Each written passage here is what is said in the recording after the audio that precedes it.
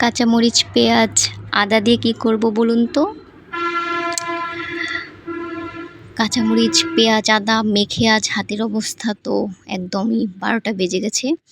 মরিচকে আমি খুব ভয় পাই। এই মরিচের জন্যই মানে মরিচ ধরতে হবে বলে অনেক কিছু করা হয় না। তো আজকে আম্মা দেখলাম চানাচুর ভর্তা করবে। তো বললাম, "এটা তুমি করো না, এটা আমি করব।" কেন করব? কারণ আমি ভিডিও করব তাই।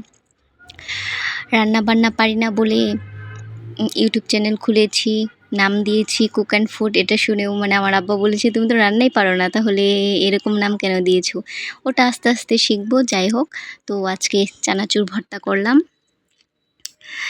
আমি আগে চানাচুর ভর্তা খেতে পারতাম না, কিন্তু প্রেগনেন্সিতে চানাচুরের প্রতি খুবই ক্রেভিংস হয়েছিল।